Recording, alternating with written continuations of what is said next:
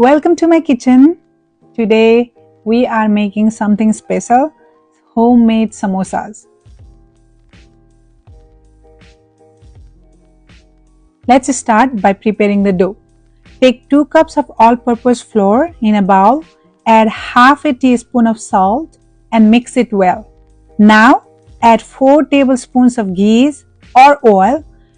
This is very important to get that crispy, flaky texture that we all love in samosas.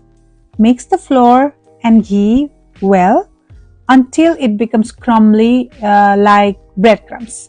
Now slowly add water just a little at a time and knead it into a firm dough. Once done, cover it and let it rest for about 30 minutes. Next, let's make the delicious potato filling. I'm roasting some coriander seeds and fenugreek seeds to bring out more flavor. In a pan, heat about a tablespoon of oil or maybe 2. Add the roasted seeds, cumin seeds and grated ginger. Ginger adds such a lovely taste. If you like it spicy, feel free to add green chilies. Now, if you don't have peanuts allergy, you can add some roasted peanuts. But don't worry if you don't have them. You can use green peas instead. I'm using peas today. Add the peas, stir them a bit and add all your spices. Turmeric, red chili powder, coriander powder, garam masala and salt. Now add the boiled and mashed potatoes. Mix everything together gently while slightly mashing the potatoes more. Let it cook for 4 to 5 minutes so all the flavors blend nicely. Finally, add some chopped coriander leaves.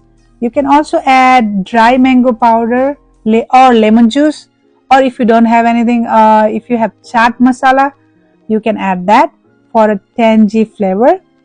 I have added chaat masala and also a bit of pink salt. I love the taste it gives. Once mixed well, turn off the heat and let the filling cool completely before stuffing. We don't stuff with the hot fillings. Turmeric have given that nice color to this filling. I don't have exact measurements for all these ingredients. This is how we do it back in my country, and sorry for that.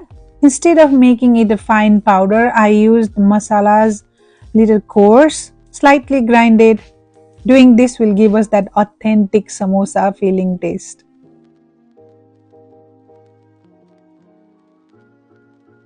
Next part we are moving to is wrapping the samosas with this filling.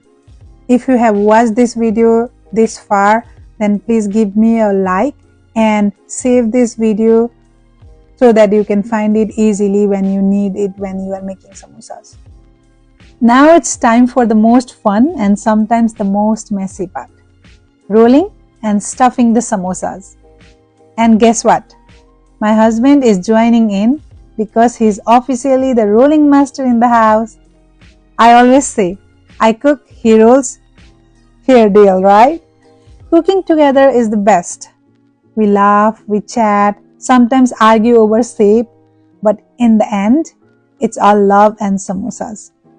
So let's roll the dough into the circle, not too thin, not too thick, somewhere in the samosa Goldilocks zone.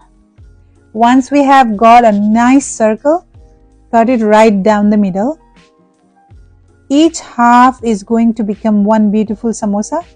So we will get 2 samosas out of this. Once we have nice circle, and after cutting that right in the middle, now with those 2 parts, we add a little water along the edge like glue to stick it together and make that famous cone shape. Trust me, don't skip the water. If you do, the samosa might rebel in the oil and burst open like it's trying to escape the frying pan. We don't want any potatoes jailbreak. So seal it like you mean it.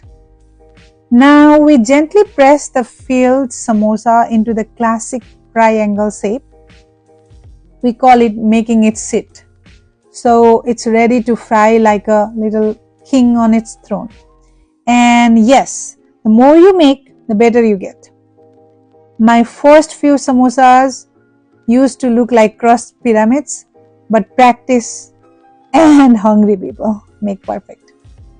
Rolling, peeling, sealing. Repeat until you have got a tray full of mini crispy dreams ready to be fried. And remember, behind every perfect samosa is a kitchen full of flour, laughter, and a little bit of teamwork.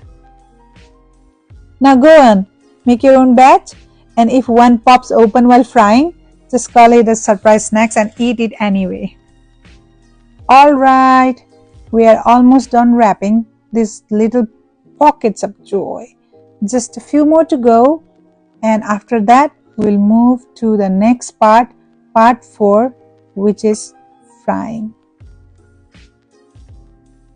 Now look at that, we managed to wrap around 15 samosas.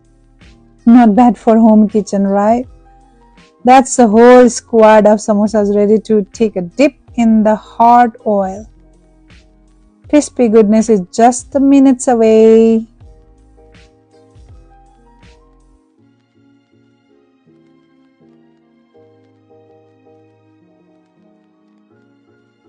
Okay, I tried one.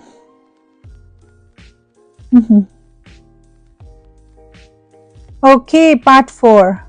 Now it's time to fry. Heat oil on low to medium heat. Don't rush this step. Believe me. Fry the samosas slowly so they turn out golden and crispy. If the oil is too hot, then they will brown too quickly but stay raw inside. Now, for making it perfect, low heat and patience are the secrets to these perfect samosas. I made about 15 samosas today. I also chopped some onions and coriander, green coriander, and even prepared a little curry to go with them. And yes, sometimes we forgot to use water while sealing. One of mine opened a little while frying. That's okay. It happens. We can forget. But most turned out really good. Crispy on the outside and soft and flavorful inside. I will also show you one breaking myself, how it turned out at the end. And let them fry a little more. Frying will take a little longer. Just need some patience for making it perfect. Patience is the key. You are almost there. You did a good job. Now wait little more to get it perfect. Whatever shape, it will turn out really good in taste.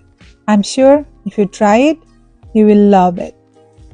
Homemade samosas are on a different level. Once you start making them at home, you will realize how fresh, healthy and satisfying they are. You will love them so much that you may never want to buy from outside again. Cooking with family, laughing, helping each other, it makes the process even more beautiful. I even used the leftover dough to make some crispy namkeen snacks on the side, which I can enjoy with milk tea later.